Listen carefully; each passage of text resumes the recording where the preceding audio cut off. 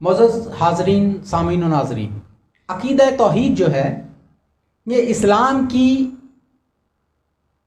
دین اسلام کی اساس ہے، بنیاد ہے۔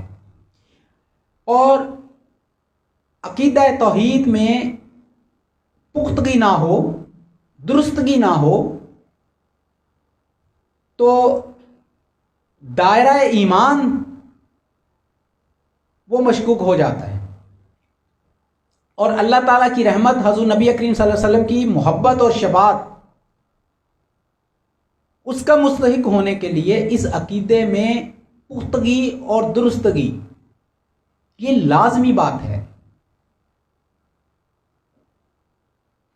شرط اولین ہے یہ۔ اور توحید تمام عقائد کی جڑ ہے، اصل ہے، جبکہ باقی جتنے بھی دین کے جتنے اعمال ہیں وہ فرع ہے۔ یہ اسی طرح سمجھ لیں کہ جیسے ایک درخت ہے، درخت کی ایک جڑ ہوتی ہے، پھر اس کے اوپر تنا اور اس کے شاخیں اور اس کے پتے اور پھل اور یہ باقی تمام چیزیں، لیکن اصل چیز کیا ہے؟ جڑ۔ اللہ تعالیٰ نے کم و بیش 1,24,000 پیغمبر مبعوث فرمائے، اور تمام انبیاء، رسل، سب کا پیغام مشترکہ ایک ہی رہا، وہ کیا؟ توحید۔ توحید پیغام اولین رہا ہے، یعنی توحید ہی ان کا پہلا پیغام ہوا کرتا۔ اب سب سے پہلے ہم یہ دیکھیں گے کہ توحید کا لغوی معنی کیا ہے۔ توحید کا لغوی معنی کیا ہے؟ توحید وحدت سے بنا ہے۔ توحید وحدت سے بنا ہے، جس کا معنی ہے ایک کو ماننا اور ایک سے زیادہ ماننے سے انکار کرنا۔ توحید کا لغوی معنی کیا ہے؟ روٹ ورڈ ہے وحدت۔ توحید وحدت سے بنا ہے، جس کا معنی ہے ایک کو ماننا اور ایک سے زیادہ ماننے سے انکار کرنا۔ ائمہ لغت نے توحید کی تعریف اس طرح کی ہے: توحید الوحدت سے باب تفعیل کا مصدر ہے، اس سے مراد کسی چیز کو ایک قرار دینا ہے۔ اللہ تعالیٰ کی توحید سے مراد ہے اس چیز کا اعتقاد رکھنا کہ اللہ تعالیٰ اپنی ذات، صفات اور افعال میں واحد و یکتا ہے، ان میں سے اس کا کوئی شریک ہے، نہ کوئی اس کے مشابہ ہے۔ بات سمجھ رہے ہیں؟ توحید الوحدت سے باب تفعیل کا مصدر ہے، اس سے مراد کسی چیز کو ایک قرار دینا ہے۔ اللہ تعالیٰ کی توحید سے مراد ہے اس چیز کا اعتقاد رکھنا کہ اللہ تعالیٰ اپنی ذات، صفات اور افعال میں واحد و یکتا ہے، اور ان میں سے اس کا کوئی شریک ہے، نہ کوئی اس کے مشابہ ہے۔ یہ ہے لغوی معنی، لیکن اب آگے آئے گا اس کا اصطلاحی معنی، شرعی اور اصطلاحی مفہوم۔ وہ یہ ہے کہ شریعت کی اصطلاح میں یہ عقیدہ رکھنا توحید ہے کہ اللہ تعالیٰ اپنی ذات، صفات اور جملہ اوصاف و کمالات میں یکتا و بے مثال ہے، اس کا کوئی شریک نہیں ہے، کوئی اس کا ہم پلہ یا ہم مرتبہ بھی نہیں ہے۔ یہ کیا ہے؟ بنیادی سی بات ہے جس کو ہم سب جانتے ہیں، یہ کوئی بتانے والی بات نہیں ہے، سب جانتے ہیں کہ توحید کی تعریف یہی ہے۔ لیکن اب جو تفصیلات کی طرف جائیں گے تو پتہ چلے گا کہ ہم توحید کے معاملے میں کہاں کہاں کمزور ہیں، کہاں کہاں ناواقف ہیں، کہاں کہاں جہل کی وجہ سے، کم علمی کی وجہ سے ٹھوکر کھا جاتے ہیں، جس کو پھر بنیاد بنا کر ہمارے پورے عقیدے کو، سوچ کو، فکر کو، نظریے کو باطل ثابت کرنے کا ایک پروپیگنڈا کیا جاتا ہے، جس میں جانے انجانے میں ہم خود بھی ایسا مواد فراہم کرتے ہیں، ایسے اعمال بطور ثبوت ان کو دیتے ہیں کہ بہرحال پھر ہم دفاع کرتے ہیں، لیکن وہ دفاع بس ادھر ادھر کی دلیلوں سے ہوتا ہے، علم کی بنیاد پر نہیں۔ جیسے میں نے عرض کر دیا کہ پھر کون دفاع کرے گا؟ جو کرے گا وہ اپنی ہٹ دھرمی کا مظاہرہ کرے گا تو کرے۔ تو ان تعریفات کے بعد، یعنی یہ جو تعریف کی ہے توحید کی، اب ہم امام ابو جعفر الطحاوی رحمۃ اللہ تعالی علیہ، یہ ان کا وصال ہوا ہے 321 ہجری میں۔ امام ابو جعفر الطحاوی، ان کی شرح آفاق عقیدہ طحاویہ، عقیدہ اہل سنت کا جو ماخذ ہے، مین سورس عقیدہ طحاویہ، امام طحاوی وہ توحید کے بارے میں کیا فرماتے ہیں؟ ابھی میں آئمہ جو عقیدے کے ضمن میں، شریعت کے ضمن میں مستند اکابرین جو ہیں، ابھی میں ان کے حوالے دوں گا، اور جب یہ توحید کا دوسرا سیشن ہوگا اس میں پھر ہم صرف وہ باتیں سامنے رکھیں گے جو صوفیہ اولیاء اللہ بزرگان دین نے ہمیں بتائی ہیں۔ اس میں پھر سورس صرف اور صرف تصوف کی امہات الکتب ہوں گی، لیکن بنیادی طور پر اس پورے عقیدے کو قرآن و سنت اور شریعت، اکابرین امت کی تعلیمات کی روشنی میں ہم نے سامنے رکھنا ہے۔ پہلے یہ فاؤنڈیشن بنانی ہے، پھر اس کے بعد اپنا کیس سامنے رکھنا ہے کہ صوفیہ اولیاء اللہ بزرگان دین کا اس حوالے سے کیا موقف ہے۔ جب آپ وہ سنیں گے تو بالکل مطابقت رکھتا ہوا سارا آپ کو نظر آئے گا۔ عقیدہ توحید کی تشریح کرتے ہوئے اس کی شرعی و اصطلاحی مفہوم کو امام ابو جعفر الطحاوی بیان فرماتے ہیں: ہم اللہ رب العزت کی توحید پر اعتقاد رکھتے ہوئے اسی کی توفیق سے کہتے ہیں کہ اللہ تعالیٰ کی ذات یکتا و یگانہ ہے، اس کے ساتھ کوئی شریک نہیں، کوئی شے اس کی مثل نہیں، اور کوئی چیز اللہ تعالیٰ کو کمزور اور عاجز نہیں کر سکتی۔ اس کے سوا کوئی لائق عبادت نہیں۔ وہ قدیم ہے جس کے وجود کے لیے کوئی ابتدا نہیں، وہ زندہ و جاوید ہے جس کے وجود کے لیے کوئی انتہا نہیں۔ اس کی ذات کو فنا اور زوال نہیں، اس کے ارادہ کے بغیر کچھ نہیں ہو سکتا۔ اس کی حقیقت فکر انسانی کی رسائی سے بلند ہے، اور انسانی عقل و فہم اس کے ادراک سے قاصر ہے۔ اس کی مخلوق کے ساتھ کوئی مشابہت نہیں۔ وہ ازل سے ہے، زندہ ہے جس پر کبھی موت وارد نہیں ہوگی، اور ہمیشہ سے قائم رہنے والا ہے، جو نیند سے پاک ہے۔ وہ بغیر کسی حاجت کے خالق ہے، وہ بغیر کسی محنت کے رازق ہے، بغیر کسی خوف و خطرے کے وہ موت دینے والا ہے، وہ بغیر کسی مشقت کے دوبارہ زندہ کرنے والا ہے۔ اللہ تعالیٰ مخلوق کو پیدا کرنے سے قبل ہی اپنی صفات کاملہ سے متصف تھا۔ اس نے مخلوق کے وجود سے کوئی ایسی صفت حاصل نہیں کی جو اسے پہلے سے حاصل نہ تھی۔ جس طرح ازل میں وہ صفات الوہیت سے متصف تھا، اسی طرح ابد تک بلا کم و کاست ان سے متصف رہے گا۔ اس نے اپنے لیے خالق اور باری کا نام مخلوقات اور کائنات کی پیدائش کے بعد حاصل نہیں کیا۔ اللہ تعالیٰ کو ربوبیت کی صفت اس وقت بھی حاصل تھی جب کوئی مربوب یعنی پرورش پانے والا نہ تھا، اور اسے خالق کی صفت اس وقت بھی حاصل تھی جب کسی مخلوق کا وجود ہی نہ تھا۔ جس طرح وہ مردوں کو زندہ کرنے والا انہیں زندہ کرنے کے بعد کہلایا، حالانکہ وہ انہیں زندہ کرنے سے پہلے بھی اس نام کا مستحق تھا، اسی طرح مخلوق کی ایجاد سے پہلے بھی وہ خالق کے نام کا مستحق تھا۔ یہ اس وجہ سے ہے کہ وہ ہر چیز پر قدرت رکھتا ہے، ہر چیز اس کی محتاج ہے، ہر امر کا کرنا اس پر آسان ہے، اور وہ خود کسی کا محتاج نہیں، اس کی مثل کوئی چیز نہیں ہے، اور وہی سننے والا دیکھنے والا ہے۔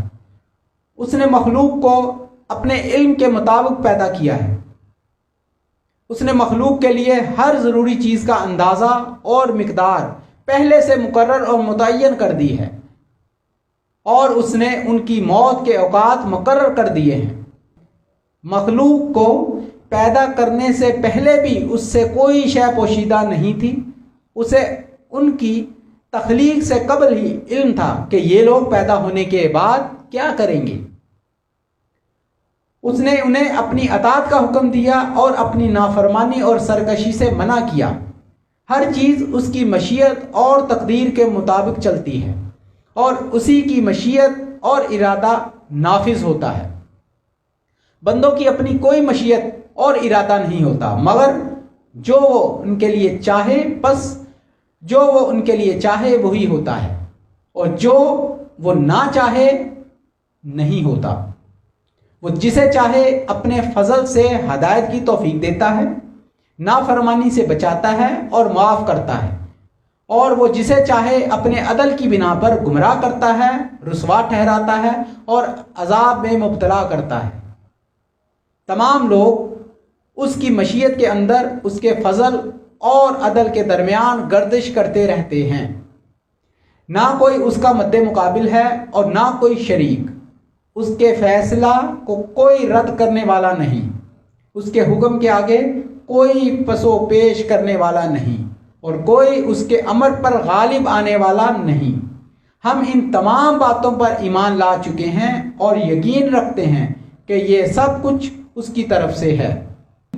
معزز حاضرین، سامعین و ناظرین، امام طحاوی نے یہ جو پوری توحید کے اوپر گفتگو کی ہے، یہ بڑی جامع ہے، یعنی اس میں ہر وہ بات سمیٹ دی گئی ہے کہ اگر اس پوری گفتگو کو ذہن نشین کر لیا جائے، سمجھ لیا جائے، اس پر غور و فکر کیا جائے، تو بات سمجھ میں آ جائے گی کہ توحید در حقیقت ہے کیا، یعنی توحید کی بنیاد کیا ہے، اصل توحید کیا ہے۔ یہ بات پوری طرح سمجھ جائیں گے آپ۔ اب اس کے بعد دوسرا بیان ہے حضرت امام ابو الحسن الاشعری رحمۃ اللہ تعالی علیہ۔ ان کی وفات 324 ہجری میں ہوئی ہے۔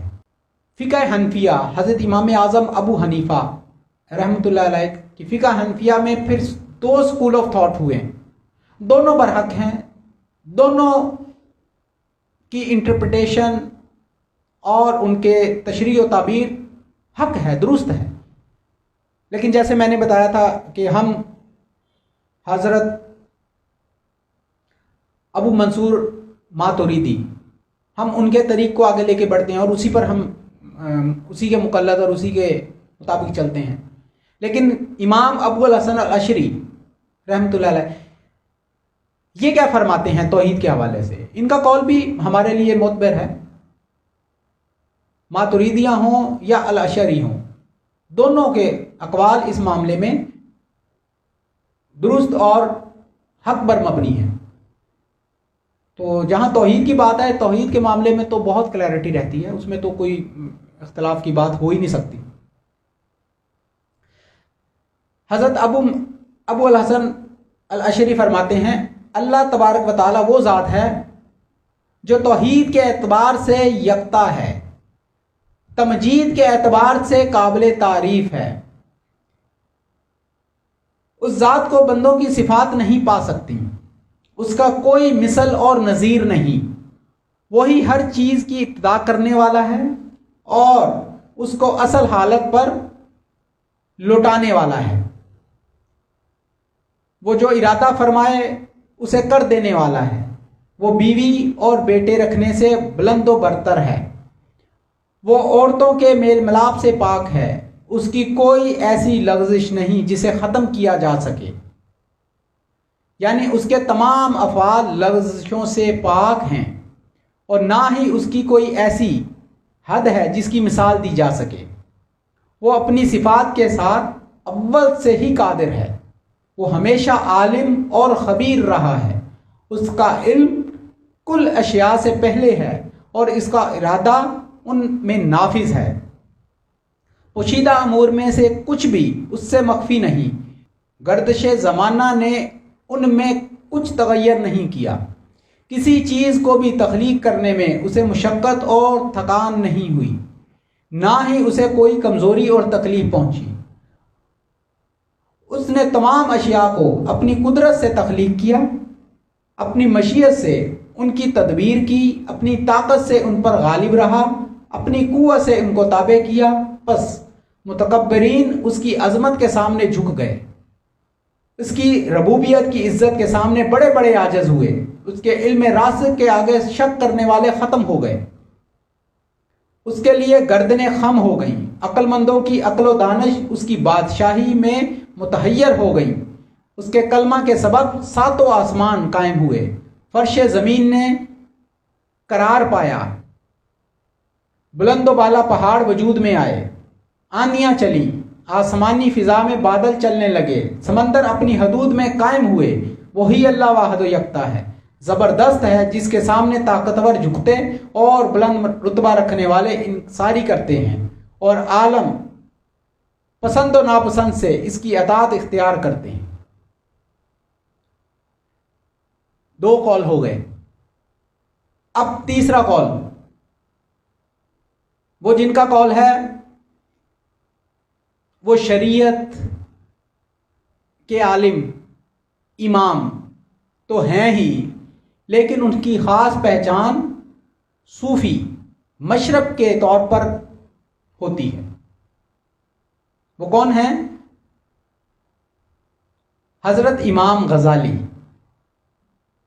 آپ کی وفات ہوئی ہے 505 ہجری میں۔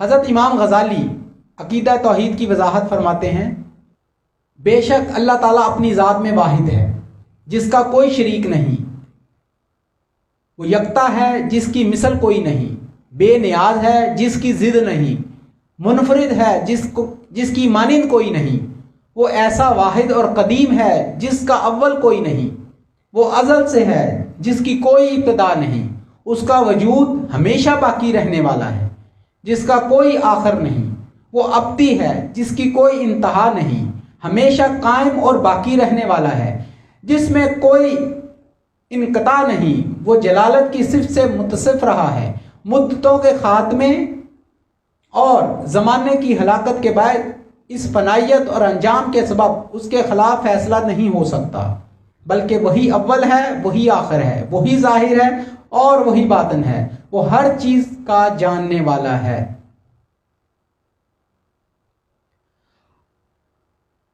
معزز حاضرین، سامعین و ناظرین، یہ 3 اقوال توحید کے اوپر 3 اکابرین امت، ان کے اقوال اور ان کا بیانیہ آپ کے سامنے رکھا ہے توحید کے ضمن میں۔ اب یہاں تھوڑی دیر میں بات روک کے ایک نقطہ واضح کر دوں، یہ جتنی بھی صفات بتائی گئی ہیں اللہ کی، ان تینوں ہستیوں نے، اکابرین نے جو بیان فرمایا ہے، آپ نے سن لیا، یہ جو بیان فرمایا ہے، آپ بتائیں کیا اس پورے بیان کو سننے کے بعد کوئی شخص یہ کہہ سکتا ہے کہ یہ تمام جتنا بیان ہے یا یہ جو صفات بتائی گئی ہیں اللہ رب العزت کی، ہم ان تمام صفات اور ان تمام خواص کو اللہ کے فلاں نبی یا ولی یا کسی اور برگزیدہ ہستی پر اپلائی کرتے ہیں؟ کوئی ایسا کر سکتا ہے؟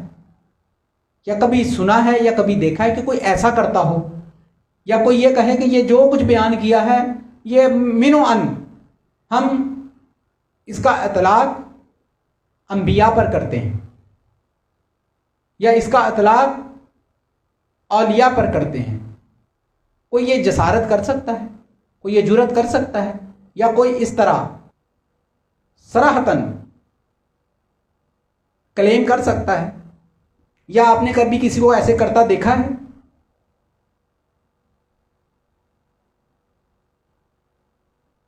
कोई जितना भी गया गुजरा हो, ये पूरा बयान करने के बाद कोई ये नहीं कहेगा, कोई लोग ये सारी बातें तो हम उनके लिए भी मानते हैं, अंबिया के लिए भी मानते हैं, इवन के नबी आखिरुज़्ज़मान, आक़ाए दो जहां, ताजदार कायनात हुज़ूर नबी करीम सल्लल्लाहु अलैहि वसल्लम के बारे में भी कोई ये नहीं कहता। जितना भी आशिक़ रसूल हो, जितना भी वो इल्म का पैकर हो, या जितना भी वो गैर मोहतात हो, जितना भी जाहिल हो, कोई ये नहीं कहेगा कि ये सारा कुछ हम कॉपी पेस्ट करते हैं इधर भी। कोई भी नहीं करता, और आज तक ऐसा देखने में नहीं आया कोई इस तरह करता हो। तो जब इस तरह नहीं कोई करता, जब इन तमाम बातों को मानना तौहीद है, तो इन बातों का इनकार या इन बातों का किसी दूसरे पर इतलाक करना, ये फिर शिर्क है, ये शिर्क है ना फिर। तो कुल्लियतन कोई भी इसका इतलाक कहीं भी नहीं करता। तो जब नहीं करता तो फिर ये नहीं कहा जा सकता कि ये कुल्लियतन जो किया जा रहा है ये शिर्क है। कुल्लियतन उसको शिर्क नहीं कहा जा सकता। हाँ, जुज़वी तौर पर कुछ ऐसे अमाल, ऐसी बातें हम कर जाते हैं कि जो तौहीद के शायान शान नहीं है, तौहीद के शायान शान नहीं है, जिसे हम कहते हैं कि तौहीन तौहीद कह लें आप ये। लेकिन सिर्फ महज एक आध जुमले को या इस बात को लेकर कुल्लियतन किसी को हम मुशरिक नहीं कह सकते, काफिर नहीं कह सकते, दायरा तौहीद से खारिज नहीं कह सकते। कि जहां तौहीद बताने के लिए इतनी लंबी गुफ्तगू की गई है, तौहीद बताने के लिए इतनी लंबी तवील बात की गई है, तो वहां शिर्क साबित करने के लिए भी फिर उसी दर्जे की तवील शराइत बतानी पड़ेंगी, कवायद और ज़वाबित बताने पड़ेंगे कि ये अगर होगा तो शिर्क होगा, अदरवाइज उसको हम गुमराही कह सकते हैं, उसको हम जहालत कह सकते हैं, कोई भी नाम दे लें आप, फिस्क कह सकते हैं। कुल्लियतन उसको कुफ्र नहीं कह सकते या शिर्क नहीं कह सकते। ये वैसे आगे आएंगी। अब ये इसी तरफ तो जाना है हमने। ये जो केस आगे इस्टेब्लिश मैं कर रहा हूँ, अभी इसकी इब्तदा है, इसकी ग्राउंड्स बन रही हैं, ये असल में फाउंडेशन बन रही है। ये जो गुफ्तगू है ये इसकी एक फाउंडेशन तैयार हो रही है, एक ग्राउंड बन रही है, जिसके ऊपर फिर हमने पूरी इमारत खड़ी करनी है और इसको फिर ऊपर जाके मुत्तसिल करना है, इसका रब्त और ताल्लुक कायम करना है हमारे अकीदे के साथ कि अकीदा तौहीद और अकीदा अहले तसव्वुफ व तरीक़त ये दो अलग बातें नहीं हैं, ये एक दूसरे से लाज़िम व मलज़ूम है। ये एक ही तस्वीर के दो रुख हैं, मगर हमने इसको पोर्ट्रेट कैसे किया है, हमने इसको बयान कैसे किया है, हमने इसके बारे में बताया कैसे है, दिखाया कैसे है, अब वो हमारी कमज़ोरियां हैं, वो हमारी गलतियां हैं। हकीकत क्या है मैंने वो बताना है कि हकीकत ये है, हकीकत बताना मकसद है। शरीयत क्या है, शरीयत की इब्तिदा कहाँ होती है, कहाँ से होती है? शरीयत की इब्तिदा, दायरा इस्लाम की इब्तिदा तौहीद से होती है ना। क्या कि अल्लाह ताला के सिवा किसी को इन तमाम सिफात के काबिल ना समझना, ये क्या है? ये तौहीद हो गई, दायरा इस्लाम में, दायरा तौहीद में दाखिल हो गए। लेकिन तरीक़त क्या है, तसव्वुफ क्या है? तसव्वुफ यह है कि इन तमाम सिफात के मुताबिक अपनी कल्बी हालत को बनाना, यानी दिल से हर तरह के शिर्क को साफ कर देना, दिल को हर तरह के शिर्क से पाक कर देना, और اللہ تعالیٰ کے علاوہ کسی کو اس درجے پر نہ لانا دل میں، یہ تصوف و طریقت ہے۔ زبان پر نہ لانا تو توحید ہو گیا نا، جو بتا دیا جو سارا، لیکن دل میں اس کیفیت کو طاری کرنا اور اس کیفیت کے مطابق اللہ تعالیٰ کے ساتھ معاملہ داری کرنا، یہ پھر ہے وہ توحید جو صوفیہ اپناتے ہیں، یا جو صوفیہ کے نزدیک توحید ہے، کہ صرف زبان سے نہیں، زبان سے کہہ بھی دیا لا الہ تو کیا حاصل، دل و نگاہ مسلمان نہیں تو کچھ بھی نہیں۔ مومن، اللہ کا ولی، عالم حق جو ہوتا ہے، وہ زبان سے اقرار بھی کرتا ہے اور پھر دل سے اس کی تصدیق۔ اللہ تعالیٰ کا کوئی شریک نہیں ہے، ہر چیز میں، کسی بھی چیز میں شریک نہیں ہے، یہی ہے نا توحید۔ تو یہ زبان سے تو کہہ دیا، لیکن دل میں اس بات کو راسخ کرنا کہ اللہ کا کوئی شریک نہیں ہے، یہ تصوف ہے، یہ توحید کا اصل ہے جو دل میں پیدا ہونے والا جذبہ ہے۔ فار ایگزامپل، اللہ کے علاوہ کوئی موت نہیں دے سکتا، کہتے ہیں نا سارے، اللہ کے علاوہ کوئی موت نہیں دے سکتا، لیکن یہ بات زبان پر ہوتی ہے۔ دل میں اپنی موت سے متعلق کتنے خدشات ہوتے ہیں، کتنے خوف ہوتے ہیں، وہاں نہیں جانا مجھے موت نہ آ جائے، یہ نہیں کرنا مجھے موت نہ آ جائے، جہاد نہیں کرنا کہیں میں مرنا جاؤں، سچ بات نہیں کرنی میں مرنا جاؤں، حق بات نہیں کرنی میں مرنا جاؤں، میرا یہ نہ ہو جائے، میرا وہ نہ ہو جائے، یہ نہ ہو جائے۔ کلمہ حق بلند کرنے کے لیے 100 طرح کے جو دل میں خدشات پیدا ہوتے ہیں، یہ کیا ہے؟